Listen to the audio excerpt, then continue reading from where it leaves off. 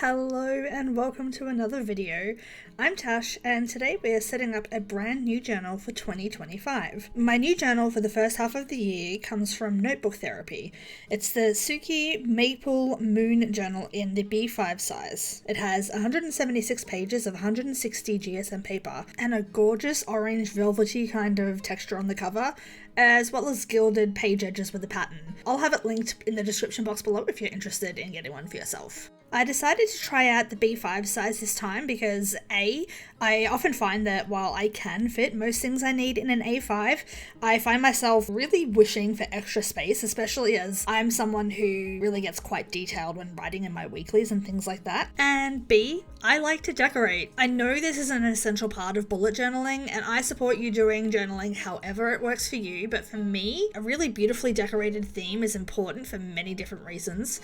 One, as an artist, I love being creative and making something functional feel like me. Two, I am almost certainly more likely to actually use a journal when I love how it looks. And three, it's an imperative part of the creative process for me and it allows me to combine function and design in a way that really works for keeping me on track and organized and staying on task, something that's near impossible as a human with ADHD. I'm not convinced this size will work for me. It might just be too large for me to carry around, but I won't know unless I try.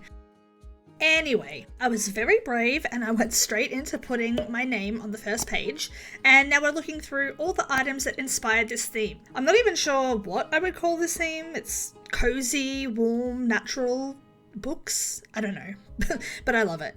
The entire theme is based around the first set of library book room kind of stickers, and they're really big, so I felt like this journal would be an excellent opportunity to use them while I've got the extra space. Everything else that you saw that I've pulled out was chosen to work with that particular set of stickers. Also, there are mushrooms in there because of who I am as a person. I skipped the first page because I have plans for that one and I moved straight into a full spread cover page. I don't always do this, but I've got extra space in this journal and I think extra pages too, so I just went for it. I used a lot of warm tones to go with the warm colour palette in the stickers and a simple bold font because there's already so much going on with the colours and textures and patterns and stuff. I've also used some dictionary definitions throughout the setup, using words like relax, warmth, language, quotation, etc. You know, all those things that make me think of libraries and reading and cozy book nooks and days spent lost in the literary world. I've also played around with some different visual styles, like putting torn edges against beautiful, clean, and elaborate punched corners. I really love how this looks and the contrast that it brings, and I think that the layering that I'm doing is really bringing everything in this theme together.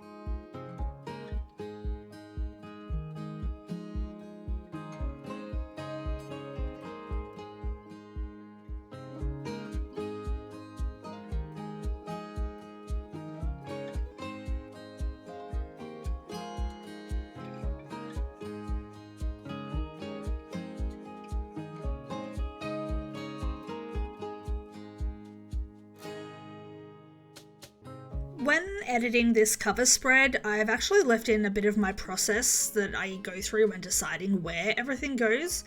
If you've seen any of my videos before, you'll know that my design process is almost always a see what I have and what works in the moment kind of deal. Essentially, I grab what I have and I try different elements in different areas until it feels like it works to me, and I will keep doing that until it feels like it's done. So in case you're interested in sort of the weird way I go about things, I have left a little bit of that process in at the start of the video, whereas towards the end of the video I cut a little bit of that out so that the video isn't 10, 100 million, gazillion, 1,000 seconds long.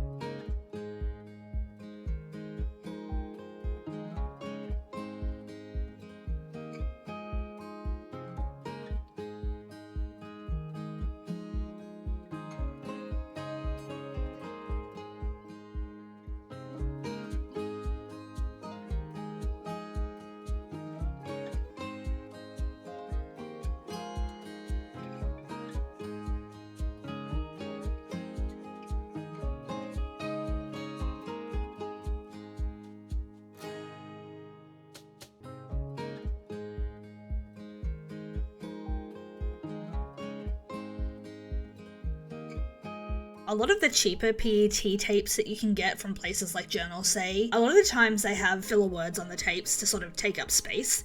And I'm typically not the type of person who uses those sorts of things. I don't really like putting words in my journal. But this time, I've actually used a few just because they were pretty appropriate. The PET tape that I'm using is from Gansai, and it has some words like books and read on there, which felt appropriate for the theme, so I went with it. Not much, just a little bit, and I like it. I don't think it's something that I'll be doing very often, but I think it worked really well for this theme.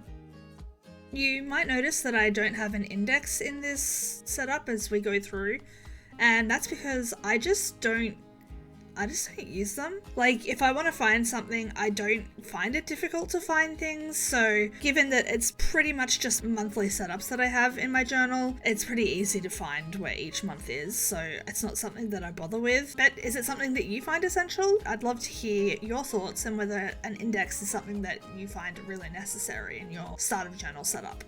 I was feeling like the spread was missing something, so I've pulled out one of my sticker folders in search of something to add, and the green branches, leaves stickers from Gansai were a perfect addition. Once these started going down, I began to really love the way this was coming together. Also, there are many instances of me removing and replacing stickers in this video. I must have been particularly indecisive the week that I filmed this. I am pleased to say though that not a single sticker caused the pages to tear. Skipping a few spreads here and moving on to the swatches spread. The reason I did it this way was because I wasn't sure if I wanted to colour in the 2025 with markers or if I wanted to keep it black, so I figured it'd be worth it to just do all my swatches first. That way I'd have a better idea of how the different markers look on this paper before I make any decisions, and I have the swatches to pull from whenever I need them for the rest of this setup. I've also left some room on this swatch page in case I, for example, get more Tombow markers or I get a new brand of marker. I wanted to make sure I had enough space to grow with me over the next 5, 6 or 7 months that I'm using this journal. It was something that really bothered me after using my current journal for a while. I realised that I needed more space for swatches because I kept getting new markers. Also for my future log, which you'll see coming up soon, the end of the year, like I'm sure it is for most people, is super busy for me with all my daughter's activities and constant doctor's appointments for myself, as well as all the Christmas stuff that you have to do at this time of year. And I found that while the mid part of the year had plenty of space for me, as soon as it hit November, I needed at least double the space I allowed myself. So I made sure to try and put a good amount of thought into this setup so it could grow with me over the first half of the year as needed. After swatching everything, I thought I'd colour the 2025 in a teal sort of colour, but for some reason the markers I used sat really weirdly on the paper. They were fine with just one stroke, but I really couldn't do any layering with them or they messed up the paper, so for that reason, I really disliked the way 2025 looks. For the rest of the setup, I actually just used black pen to fill in all the font, and I really wish I had done that here as well, but oh well, you live and you learn. Moving on now to the next spread, the future log. The cover still isn't finished, but I was in a I don't know what this is missing headspace, so I chose to move on and come back to it later. For the future log, I've added a small Dutch door in between the 2 3-month sections. As I said earlier, I found I didn't have enough space in my current journal, so I've tried to add in some extra space this time. I may not need it being the beginning and middle of the year, but at least this way by the time I reach my journal for the second half of the year, I'll have a better idea of where I need to accommodate for extra space, whether that's just at the end of the year or in other areas as well. The Dutch door holds space for a couple more months so I can plan in advance if I need to, and also has a notes section for things that I know are happening at some point that isn't in any of the months provided, or if they are, they don't have dates yet. When I ordered this journal from Notebook Therapy, I also bought myself a couple of small sticker packs, which, by the way, are gorgeous. I was struggling with finishing touches for the cover earlier, and I decided to pull out these stickers, and I actually loved how they went with the theme. They were the perfect little addition. Small, but add the right amount of visual weight to the page when used appropriately. I'm so pleased with how they finish off the spread, and I actually continue to use them throughout as finishing details. Back to the future log now. I am so sorry for the chaotic way I go about designing these themes. I'm just adding in a small calendar for each month, ruling all the lines and filling in the title font before I get to adding all the decoration. I also used the same marker as I did for the 2025 to highlight every other line on the Dutch door. I was planning on using it throughout the theme, but it didn't look great unless I got a smooth and even line, so I kept it for just the Dutch door and then used a light grey Tombow for the rest of the highlighted lines. I don't think it's too much of an issue, but every time I see the crooked lines, it bothers me.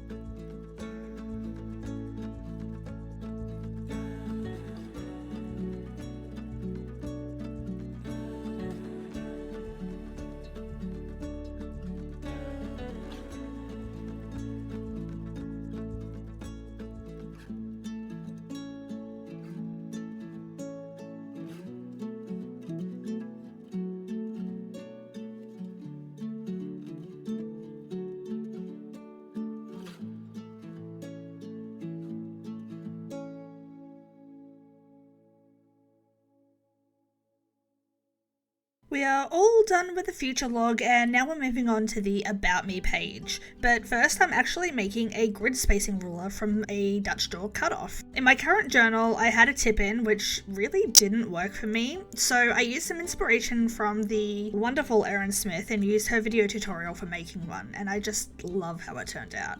I used some cardstock to line the back of my ruler so it won't get easily damaged with use, and I can confirm that I have already found it very useful.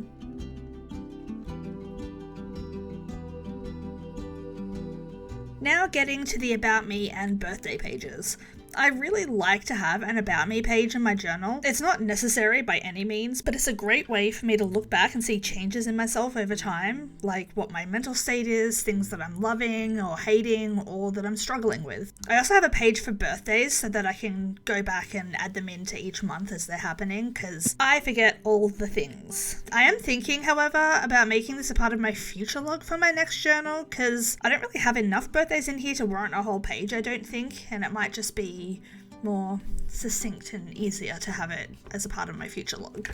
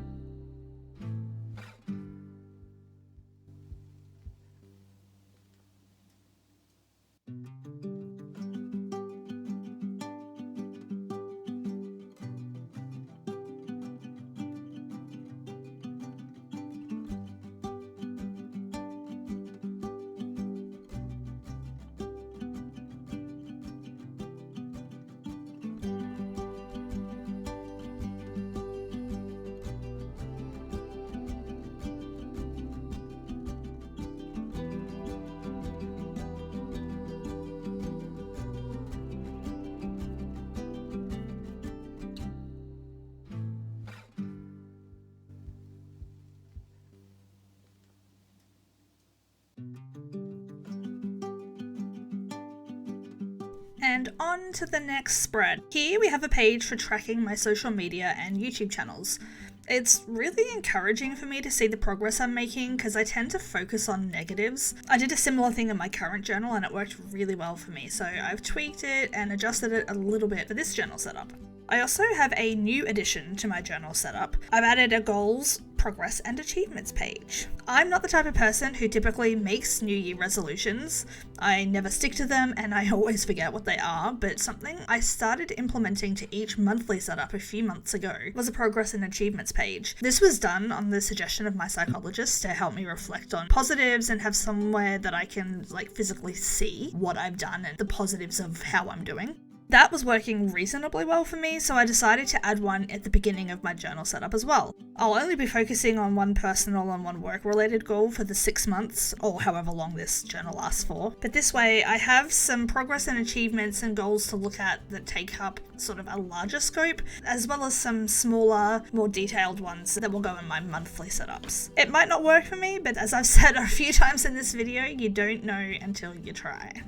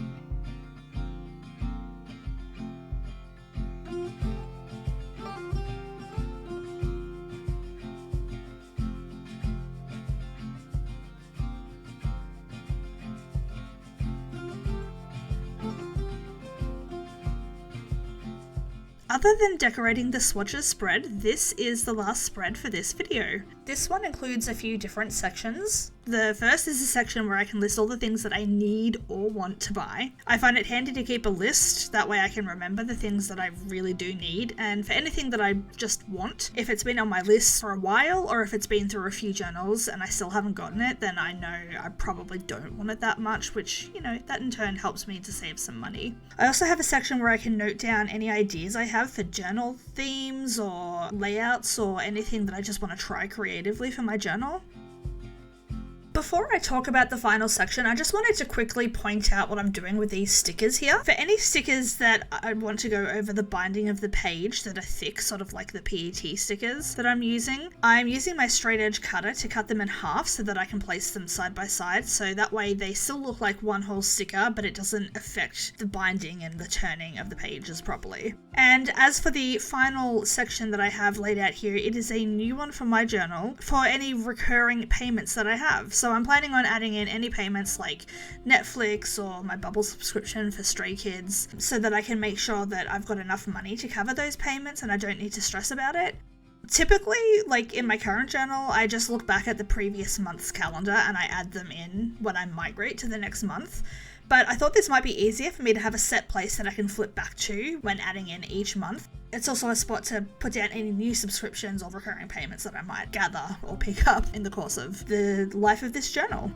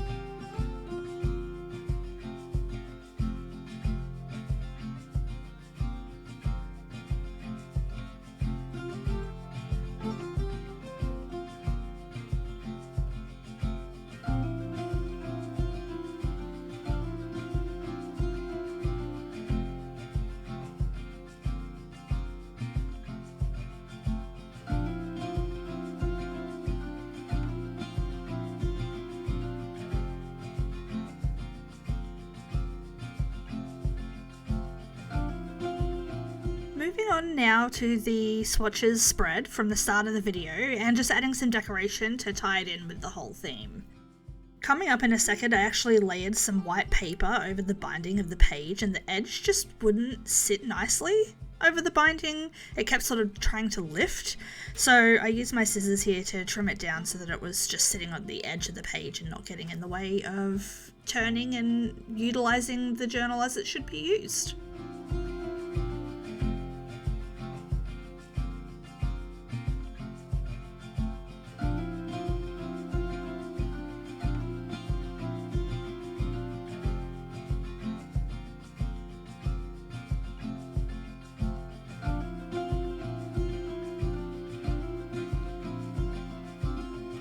And now I'm just decorating the back of my grid spacing ruler because, you know, I have spare stickers and I wanted to. I think it looks pretty though. And now we are back to the very first page that we skipped at the beginning of the video. Here I'm taking direct inspiration from Erin Smith and making a pocket to hold my grid spacing ruler. I'm using the same brown cardstock that I used to line the back of my ruler and just folding the edges along two sides and the bottom and gluing those to the page, leaving the top of it open. That way I can slide the ruler into the pocket. Like I said, this isn't my idea. I got it from Erin Smith, whose videos I absolutely love and I watch literally every single one of them. I'll have the video of hers that I use linked in the description box too if you haven't seen it and you would like to make one of these for yourself. I also decorated the pocket, which, I don't know, looking back I could have left it blank and it would have looked lovely, but I decorated it and I still like how it turned out. Also, because the ruler is the same length as the page and the pocket has a little lip at the bottom, I did have to fold my ruler in half to be able to make it fit.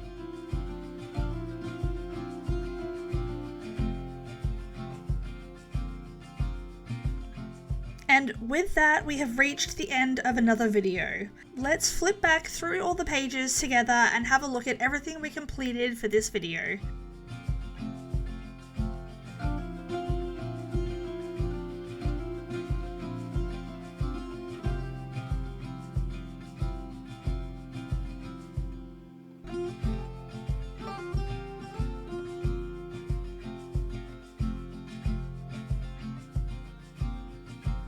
I hope you enjoyed watching, and if you did like it, please do consider subscribing to my channel. No pressure at all, but I do plan on having many more videos like this to come, and I'd love to have you along for the journey. If you made it all the way to the end, leave me a little book emoji in the comments to go along with the library stickers that were the main part of the theme, to show me that you made it all the way to the end.